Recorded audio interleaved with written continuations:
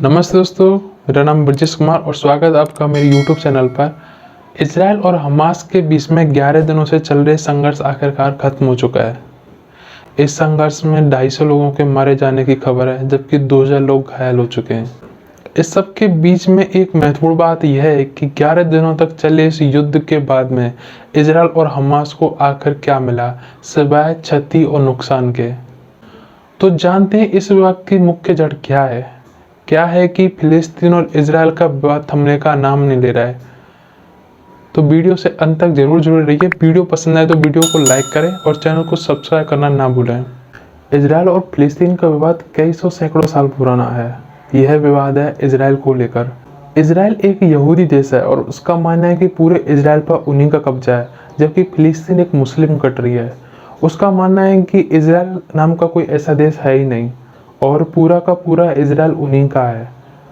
Israel के शहर Jerusalem में 35 एकड़ में फैला टेम्पल ऑफ माउंट, जो यहूदियों का धार्मिक स्थल है, और इसी को मुसलमान हरम अल शरीफ के नाम से जानते हैं। हरम अल शरीफ के प्रांगण में अलग सा मस्जिद भी है। मुस्लिम धार्मिक मान्यताओं के अनुसार मक्का और मदीना के बाद में हरम अल शरीफ तीसरा सबसे पवित्र स्थान है। एक ही जगह के दो नाम, आखिर कैसे? और वहीं ईसाइयों की मान्यताओं के अनुसार जेरूसलम ईसा मसीह का कर्म भूमि रहा है। यहाँ पर ही ईसा मसीह का जन्म हुआ था और बाद में यहीं पर उनकी मृत्यु हुई थी। अभी बात करते हैं मुस्लिम मान्यताओं की। मुस्लिम मान्यताओं के अनुसार 6वीं शताब्दी में पैगंबर हजरत मोहम्मद साहब मक्का से उड़ने वाले घोड़े पर बैठकर जेरूसलम से आए थे और बाद में यहीं से उन्होंने जन्नत का सफर तय किया था। कहा जाता है कि जन्नत में ईश्वर ने मोहम्मद साहब को आदेश दिए थे, जिनमें डेली 5 बार नमाज पढ़ना भी शामिल है। मुस्लिम मान्यताओं के अनुसार जहाँ से हजरत मोहम्मद साहब ने जन्नत का सफर तय किया था, उसी जगह पर है हरम अल शरीफ। पहले मुस्लिम जेरूसलम की तरफ मुंह करके नमाज पढ़ा करते थे। बाद में ईश्वरीय आदेश बताते हुए सभी मुस्लिमों को मक्का की तरफ मुंह करके नमाज पढ़ना बताया गया। ये तो हुई मुस्लिमों की बात। अभी बात करते हैं यहूदियों की। यहूदियों की मान्यता के अनुसार जब ईश्वर ने प्रथम आदम का सृजन किया था तो मिट्टी को इसी जगह संजोया गया था और उसको एडम नाम दिया गया था। एडम वही इंसान है जिससे यहूदियों की भावी पीढ़ियां आगे बढ़ी थी। एडम का उल्लेख बाइबल तथा कुरान में भी है। यहूदियों की दूसरी मान्यताओं के हिसाब से इनके एक पैगंबर हुए थे, उनका नाम था अब्राहम। अब्राहम के 2 बेटे थे, एक का नाम था इस्माइल तथा दूसरे का नाम था ईजोक। ईश्वर अब्राहम की परीक्षा लेने के लिए ईजोक की बलि मांगते हैं। अब्राहम अपने बेटे ईजोक की बलि देने के लिए तैयार हो जाते हैं। जब अब्राहम अपने बेटे ईजोक की बलि देने के लिए ले जा रहे होते हैं तो ईश्वर उनके त्याग से खुश होकर एक फरिश्ते को भेजते हैं और फरिश्ते के साथ में एक भेड़ होती है और ईश्वर अब्राहम को आदेश देते हैं कि वह अपने बेटे ईजोक की जगह उस भेड़ की बलि दे। तो अब्राहम अपने बेटे की जगह उस भेड़ की बलि देते हैं। यहूदियों की मान्यताओं के हिसाब से जिस जगह पर उस भेड़ की बलि दी गई थी, उसी जगह पर है टेम्पल ऑफ माउंट। अब्राहम के पोते का नाम था याकूब, जिसे ईसाईयत में जैकब के नाम से भी जाना जाता है, और उसका तीसरा नाम था इजराइल। इन्हीं के नाम पर बाद में इजराइल नाम पड़ा था। याकूब के बड़े बेटे का नाम था यहूदा या जुदा, और उन्हीं के वंशज आगे यहूदी कहलाए। यहूदी मान्यताओं के अनुसार जिस जगह पर बलि दी गई थी, 1957 ईसा पूर्व में किंग सोलोमन या सुलेमान ने एक भव्य मंदिर का निर्माण करवाया था। बाद में बेबीलोनियन सभ्यता के सम्राटों ने उसको तोड़ दिया था तथा बाद में उसी जगह पर 516 ईसा पूर्व में ईरान के हक्कामानी राजवंश के शासक कुरुस ने सेकंड टेम्पल की स्थापना करवाई थी, और बाद में 72 ईसा पूर्व में रोम के शासकों ने सेकंड टेम्पल को भी तोड़ दिया था। और इसी जगह बस एक वॉल बची है, जिसे वेलिंग वॉल या वेस्टर्न वॉल के नाम से भी जाना जाता है।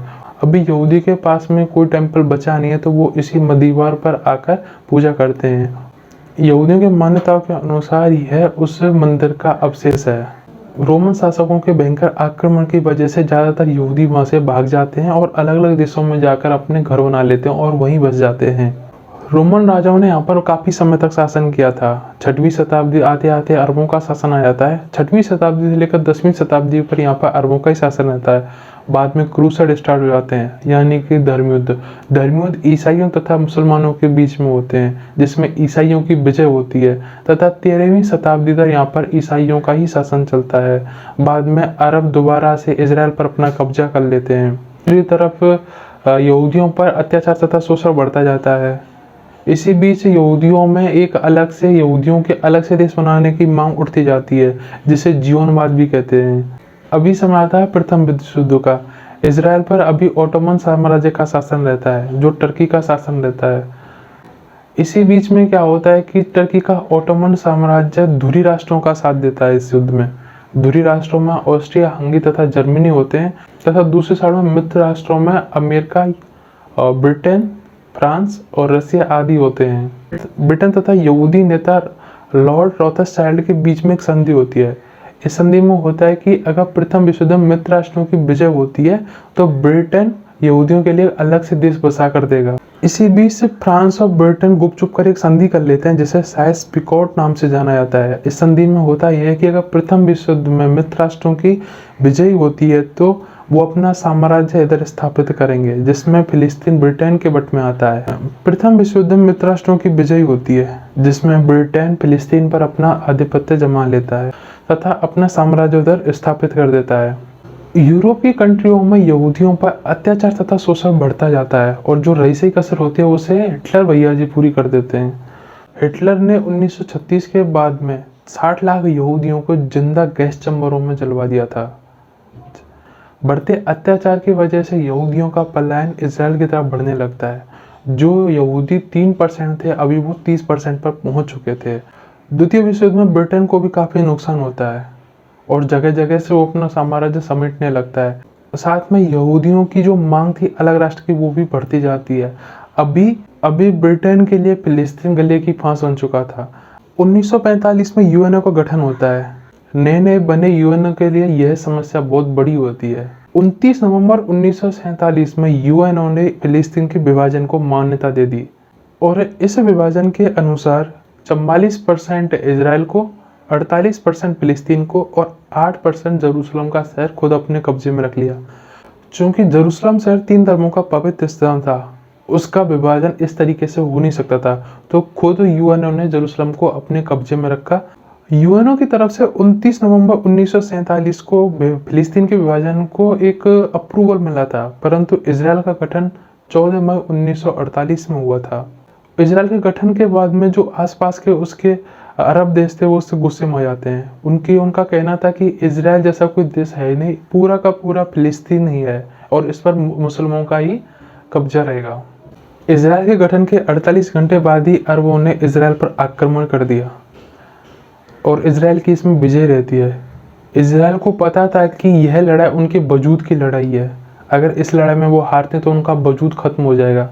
इसमें वो पूरे साहस के साथ में लड़ता है और इसमें विजयी रहता है। इस युद्ध में होता है कि इजराइल का जो साइज था वो थोड़ा और बढ़ जाता है और साथ ही मिस्र गाजा पट्टी पर अपना आधिपत्य कर लेता है और दूसरी साइड में जॉर्डन पूर्वी यरूशलेम पर अपना कब्जा कर लेता है। 1948 के युद्ध के बाद में इजराइल को पता चल जाता है कि जो उसके आसपास का इलाका वो दुश्मन देशों से भरा पड़ा है।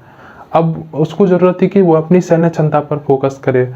5 जुलाई सर 1950 में एक विधेयक पारित करता है, जिसमें यह था कि कोई भी यहूदी, जो वर्ल्ड में कहीं भी यहूदी हैं, वो इजराइल में आकर इजराइल की नागरिकता ले सकते हैं और वो यहाँ रह सकते हैं। उन्होंने बाहर से आने वाले यहूदियों के लिए जो इजराइल की नागरिकता लेना चाहते थे, उनके लिए कंपलसरी कर दिया था कि जो भी यहूदी बाहर से आएगा उसे सेना में कुछ कंपलसरी सेवा देनी पड़ेगी।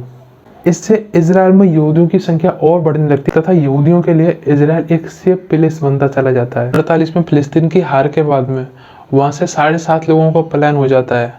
फिलिस्तीन के लोगों की हक की लड़ाई लड़ने के लिए 1964 में जन्म होता है पीएलओ का। पीएलओ यानी कि फिलिस्तीन लिबरेशन ऑर्गेनाइजेशन का। यह शुरुआत में इजराइल से हक की लड़ाई लड़ने के शस्त्रों का इस्तेमाल करते हैं तथा इजराइल में बमबारी तथा कई जगह किडनैपिंग में भी इनका हाथ होता है। इजराइल इनको आतंकवादी घोषित कर देता है। अभी बात आती है 1967 के युद्ध की, जिसे 6 डे वार के नाम से भी जाना जाता है। 1948 की हार से गुस्साए अरब देश इजराइल से अपना बदला लेना चाहते हैं, जिसमें इजिप्ट, जॉर्डन, सीरिया, लेबनान आदि देश शामिल होते हैं। इजराइल को निशाना बनाने के लिए अरब देश जॉर्डन के बीच को अपना ठिकाना बनाते हैं। वह अपने हथियार सामग्री वगैरह जॉर्डन के बीच पे इकट्ठा करते हैं। इजराइल को इसकी पहले से ही भनक पड़ जाती है। अरब स्टेट कुछ कर पाए इससे पहले इजराइल अरब स्टेटों पर हमला कर देता है तथा इजराइल मिस्र के बेस पर हमला करके वहां पर 300 एयरफोर्स के विमानों को खाक में मिला देता है। यह वार 6 दिन तक चलता है तथा इसमें इजराइल की विजय होती है। अभी होता क्या है कि इसमें इजराइल अपना एरिया और बढ़ा लेता है। इस जीत के बाद में इजराइल मिस्र से गाजा पट्टी को और मिस्र के सिनाई प्रायद्वीप को और जॉर्डन से पूर्वी यरूशलेम को, लेबनान से गोलन पहाड़ियों को जीत लेता है। 1978 के डेविड कैम्प समझौते के तहत मिस्र के राष्ट्रपति अनवर सद्दात तथा इजराइल के प्राइम मिनिस्टर मेनचेन एक समझौते पर हस्ताक्षर करते हैं, जिसके जरिए इजराइल मिस्र के सिनाई प्रायद्वीप को मिस्र को सौंप देता है तथा बदले में मिस्र इजराइल को एक राष्ट्र की मान्यता प्रदान कर देता है। यह इजराइल के लिए बड़ी बात होती है क्योंकि अरब स्टेटों में से किसी ने पहली बार इजराइल को मान्यता दी थी। इसके बाद में 1993 में इजराइल के प्राइम मिनिस्टर इत्ज़हाक रबिन तथा पीएलओ के चेयरमैन यासिर अराफात के मध्य में ओस्लो अकॉर्ड होते हैं।